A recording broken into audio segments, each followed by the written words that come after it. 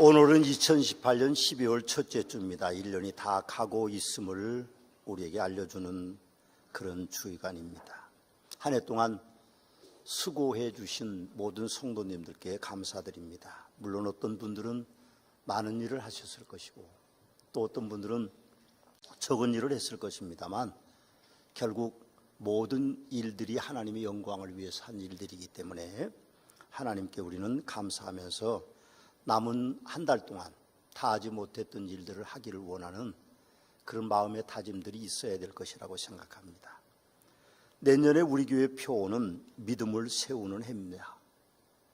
사실 저는 오직을 지키는 해 그런 표어를 삼았었는데 이제 중심 성구도 그렇고 히브리서 전체를 볼 때 조금 문구가 이상합니다 하는 부목사의 건의와 또 사무실의 건의가 들어와서 그럼 믿음을 세우는 해로 하자, 그렇게 새에 밀려서 그렇게 표어를 새롭게 정했습니다. 믿음을 세우기 위해서 저는 히브리서를 한 해 동안 설교할 것입니다. 50주 넘게 가까이 설교를 해야 되기 때문에 좀 어려움이 있겠지만 히브리서를 통해서 우리가 또 한 해 동안 은혜를 받게 될 것이고, 믿음을 굳게 세우기 위해서 수요 예배는 지금 하고 있는 구약 파노라마가 다 끝이 나면 교리 중심 설교를 하게 될 것입니다. 서머나교회는 내년에 4개의 사역을 하겠다고 제가 마음에 결심을 했는데, 하나는 신앙의 재정립입니다. 더 좋은 신앙을 갖기 원하고, 또 하나는 교육기관들의 부흥과 성장입니다.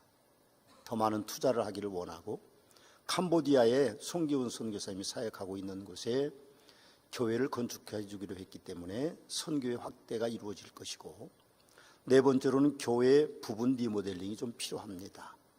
저희 교회가 건축한 지가 18년이 됐기 때문에 본당은 새로 지은 지가 한 7, 8년밖에 안 되기 때문에 괜찮은데 교육기관 쪽에 좀 문제가 있어서 교육관 쪽에 그래서 약간의 리모델링을 좀 하기를 원합니다. 이런 일들이 하나님의 은혜 가운데 또 새로운 해 잘 이루어질 줄로 저는 확실하게 믿고, 우리 서머나교회가 지향하는 목표를 설정했습니다. 서머나교회는 하나님의 섭리를 따라감으로 성도들이 편안한 교회를 이루기를 원합니다.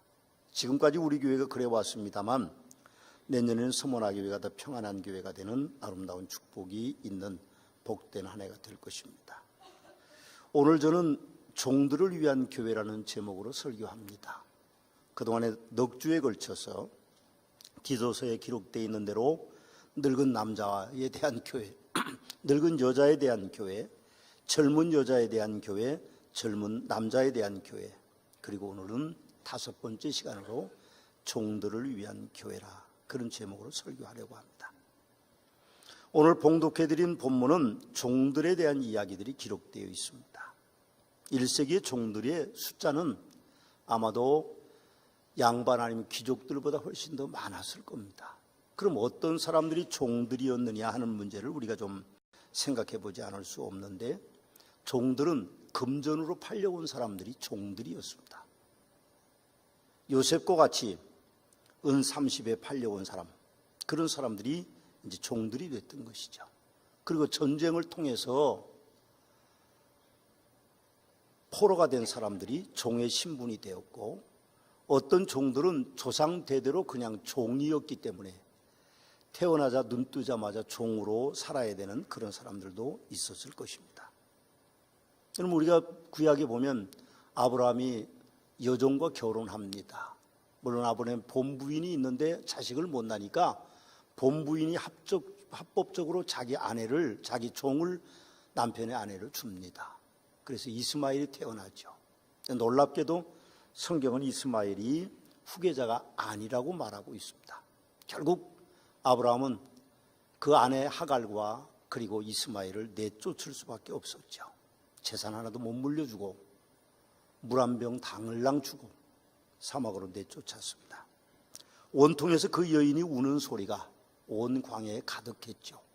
하나님이 물론 그 여인과 이스마엘에게도 12지파를 주는 축복을 주었습니다만, 그러나 종으로 사는 것은 쉬운 건 아닌 것 같습니다.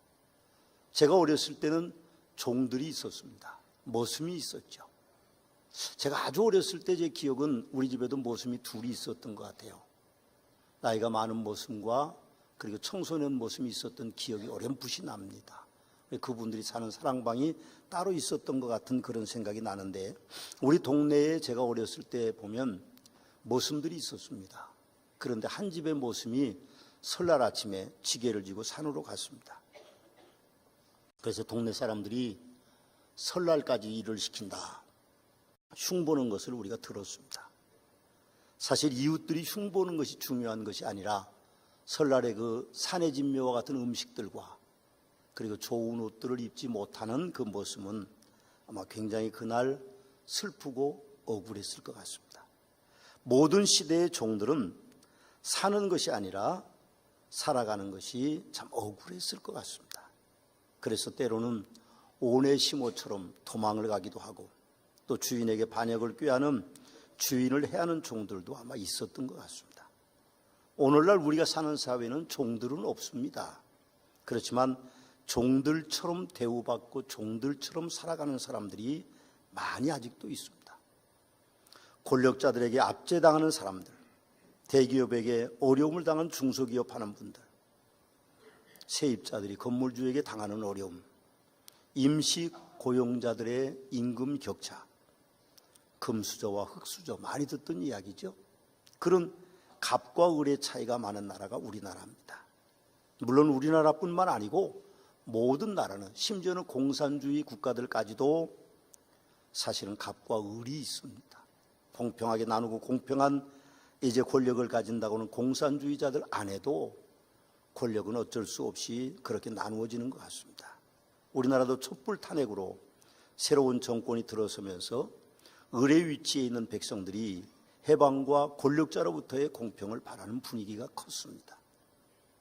그러나 사회의 구조를 바꾸는 것은 정말 어려운 것 같습니다. 날마다 문재인 대통령께서 애쓰고 힘쓰고 있는데도 아직도 우리나라는 갑과 을의 차이가 있고, 오히려 더 그 간격의 차이가 커졌다는 통계 보고서를 볼 수 있습니다.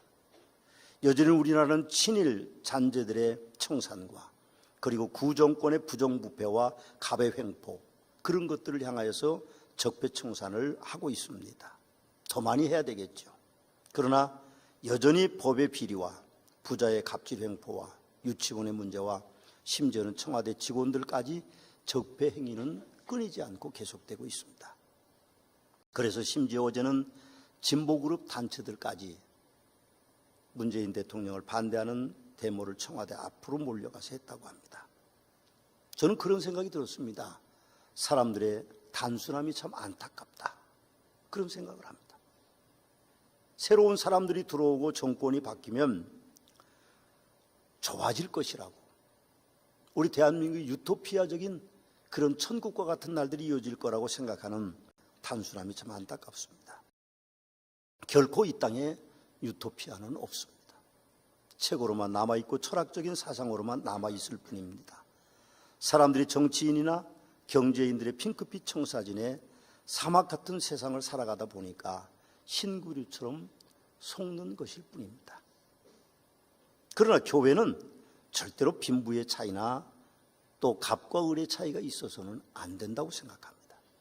교회는 부자와 가난한 자, 권세 있는 자와 약자, 신분이 높은 자와 낮은 자, 많이 배운 자와 배우지 못한 자, 심지어는 서머나 교회는 신앙이 좋은 성도와 신앙이 좋지 못한 성도의 차이도 없어야만 된다고 생각합니다. 바울 사도는 사는 것이 아니다라는 사회구조 속에서 그리스도인들의 종들이 어떻게 살아갈 것인가에 대한 말씀을 우리에게 가르쳐주고 있습니다. 9절과 10절에 보니까 범사에 순종하여 기쁘게 하고 거슬려 말하지 말며 훔치지 말고 오히려 모든 참된 신실성을 나타내라. 이는 범사에 우리 구주 하나님의 교훈을 빛나게 하려 함이라, 그렇게 말씀하고 있습니다. 그럼 사도 바울의 이렇게 권함은, 이렇게 명령함은 충실한 종으로 사는 것이 권력의 굴복이 아니라는 것을 우리에게 말씀해 주고 있습니다. 사실 을 쪽에 있는 사람들은 불만을 가질 수밖에 없죠. 안타깝습니다. 그러나 사회는 어차피 갑도 있고 을도 있기 때문에 갑으로 사는 사람들에 대한 교훈들도, 부자에 대한 경고들이 있지만 을로 살아가는 사람들에 대한 권면들도 오늘 본문에 있습니다. 범사에 순종해야 됩니다. 또 기쁘게 해줘야 됩니다. 주인을. 그리고 거슬려 말하지 말아야 됩니다. 주인에게 거슬려 말하지 말아야 되죠. 주인의 것을 훔치지 말고 참된 신실성을 나타내라고 말합니다. 여러분, 애써 힘써 일해도 사실은 종들이 좋은 대접을 받기는 어려운 것이 세상입니다. 안타깝지만 그렇습니다. 그러나 오늘 사도 바울은 그렇게 그리스도인 종들이 살아야 된다고 말합니다. 우리 같으면 어떻게든지 종에서 좀 벗어나라, 어떻게든지 주인의 것이라도 좀 네가 좀 잘 좀 훔치서라도 좀 너도 좀 잘 살아야 되지 않느냐, 그런 생각을 가지기가 쉽지만 하나님의 교훈은 그렇지 않습니다. 우리 구주 하나님의 교훈을 빛나게 하기 위해서 네가 종에게 순종하고 종을 기쁘게 하고 거스려 말하지 말고 종의 것을 훔치지 말고 참된 진실성을 나타내라고 말합니다. 사도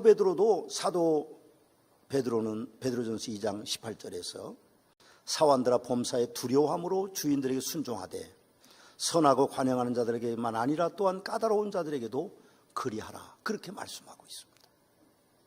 하나님의 뜻은, 우리가 하나님의 뜻을 따르는 일들은 종으로 불림을 받았든지 혹은 상전으로 주인으로 불림을 받든지 상관없이 자기의 처해진 위치에서 진실성을 보이게 살라고 하는 것이 하나님의 뜻입니다.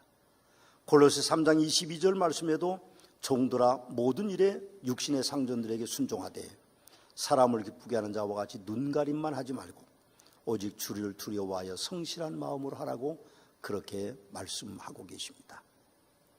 10절 말씀에 보면 이는 범사에 우리 구주 하나님의 교훈을 빛나게 하려 함이라, 그렇게 말씀하고 있습니다. 여러분, 얼마나 종들이 주인의 얼굴을 빛나게 할 수 있을까요? 그런데 놀라운 것은요, 1세기의 로마의 복음화율이 6%에서 어떤 학자들은 10%까지 보고 있는 학자들이 있습니다. 로마의 시민들이 6%가 기독교인이든 10% 정도가 기독교인이라고 말합니다. 근데 어떻게 로마가 그 짧은 시간 안에 그렇게 많은 사람들이 기독교인이 됐을까요? 우리나라는 20%, 25% 올라오는데 120년, 130년 정도 걸렸는데 불과 몇십 년 사이에, 20, 30년 사이에 로마는 복음화되고 있습니다. 선교학자들의 이론에 의하면 기독교인들이 2%만 되면 사회가 하나님의 뜻대로 돌아갈 수 있다고 말합니다. 글쎄요, 6%가 된다면, 10%가 된다면 3배나 5배나 더 많은 그 사회의 기독교인들의 영향력이 커졌다는 이야기입니다. 근데 어떻게 그렇게 많은 사람들이 기독교인이 될 수 있었을까요? 물론 바울 사도와 같은 유능한 전도자가 이태 동안 감옥에 있고 셋집에 있고 또 다른 감옥에서 생활하고 있었지만, 그러나 우리가 그런 것들보다 더 영향력을 많이 미쳤던 것은 제가 보기엔 먼저 믿었던 종들이 더 진실해지고 주인을 향한 순종이 주인까지도 변화시킨 것이 아닌가, 그런 생각을 합니다. 우리는 지난주에 단체로 바울이라는 영화를 구경했습니다. 그래서 한 50명 좀 넘게 60명 가까이 바울이라는 영화를 봤습니다.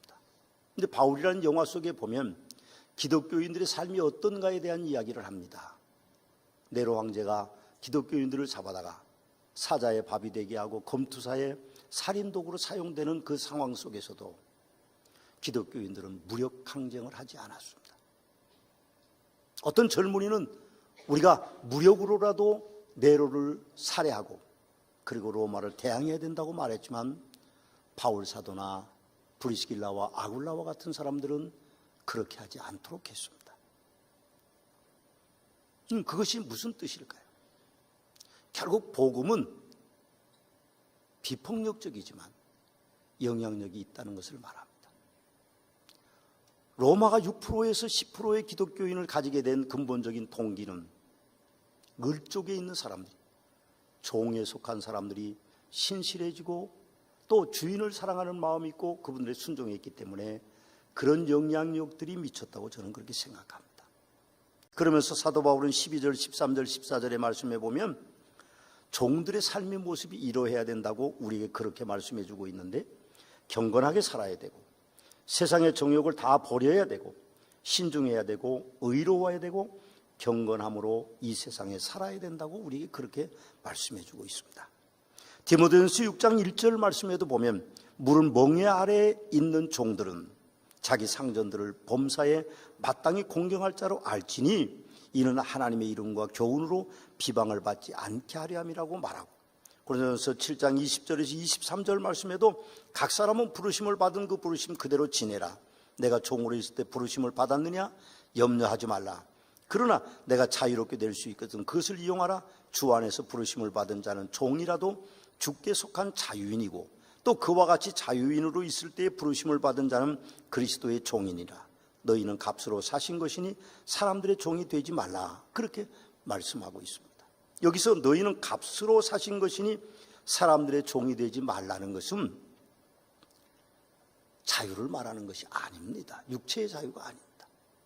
혹 어떤 이들은 그렇게 해석할 수도 있겠지만, 그러나 앞의 내용과 연결해서 보면 어떤 폭력을 통해서 어떤 일을 통해서 육체적인 자유를 얻으라는 것이 아니라 영적인 자유함에 대한 이야기를 말씀하고 계시는 것입니다. 주인의 속박으로부터 벗어나는 것이 아니라 오히려 주인을 더 사랑하고 자기의 위치에서 최선을 다하는 영적인 자유함을 누리는 하나의 승자의 모습을 우리에게 보여주고 있는 것입니다.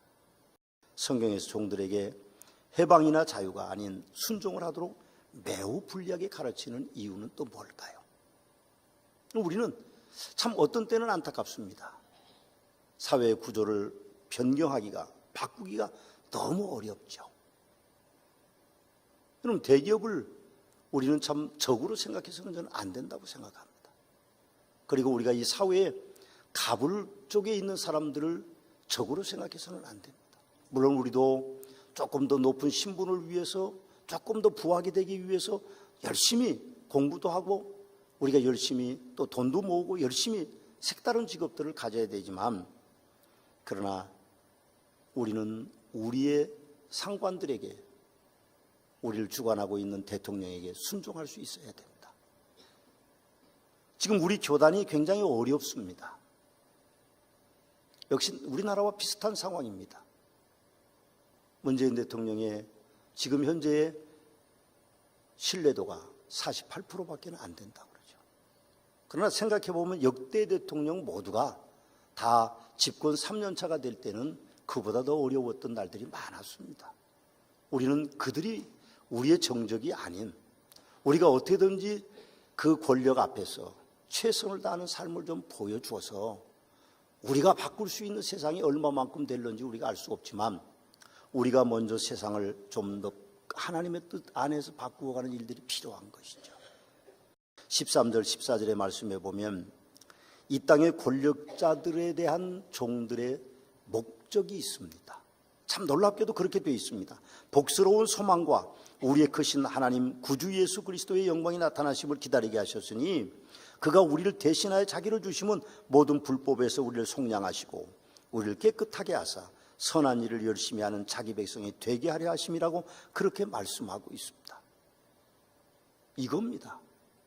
우리가 갑으로 사는 것이, 우리가 그 당대의 사람들이 종들로 살면서 그렇게 주인을 향한 성실함과 진실함을 가지고 그분들을 섬겨야 되는 이유는 우리의 소망이 이 땅에 있지 않기 때문입니다.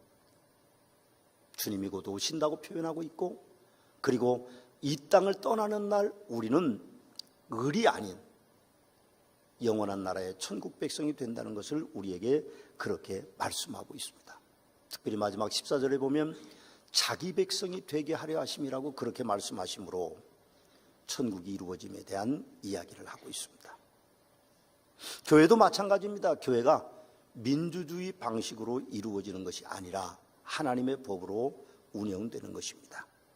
그래서 때때로 우리는 의문을 가질 수도 있고 때때로 우리는 불만을 표현할 수도 있지만, 그러나 하나님의 법은 이 땅의 법과 다릅니다. 이 땅의 법은 종들이 주인이 되는 것이죠. 오히려 주인의 위에 올라서는 것이 이 땅의 법이지만 하나님의 법은 그렇지 않습니다. 억울하지만 성실함을 가지고 일하게 될 때에 마지막 날이 오게 되면 하나님의 부름을 입고 가는 아름다운 역사들이 있습니다. 우리 그리스도인들은 우리의 소망이 이 땅에 있는 것이 아닙니다. 그래서 이 땅에 어려운 일들이 있어도 어려움이 있어도 절망하지 마시고 우리의 영원한 나라는 천국이기 때문에 그 나라를 향해 가는 것이죠. 육체의 건강이 좋지 않아도 가정 형편이 어려워도 내가 직업이 없이 어렵게 살아도 사람들이 나를 알아주지 않아도 사람들이 나에 대한 반감을 가지고 있어도 우리는 그런 일들이 그렇게 중요하지 않습니다. 세월이 가면 주님이 나를 부르실 것이고 주님이 부르시는 그곳에는 어떤 차이도 없는 영원한 천국이 우리에게 주어지기 때문입니다. 그래서 혹시 종들에게 불리한 상황을 가르치는 것이 아니냐 그렇게 생각하는 분들이 계시지만 저는 그런 생각을 했습니다. 오네시모를 사실은 주인인 빌레몬에게 보낼 때에 여러분 빌레몬서를 보십시오. 한 번도 그 내용 속에는 오네시모 네가 자유인이라는 말을 하고 있지 않습니다. 자기가 자유함을 찾아가는 것이 아니라 오히려 바울 사도는 빌레몬이라고 하는 주인 도망온 오네시모를 보내면서 그 주인에게 너와 나의 빚진 것이 있으니 그 빚 대신이라도 오네시모를 자유로운 사람으로 그리스도 안에서 형제로 인정해달라고 부탁하고 있을 뿐이지 오네시모가 전에처럼 도망와서 자유인이 되기를 원하고 있지는 않다는 사실입니다. 자고 일어나면 좋은 날들이 오면 얼마나 좋겠습니까?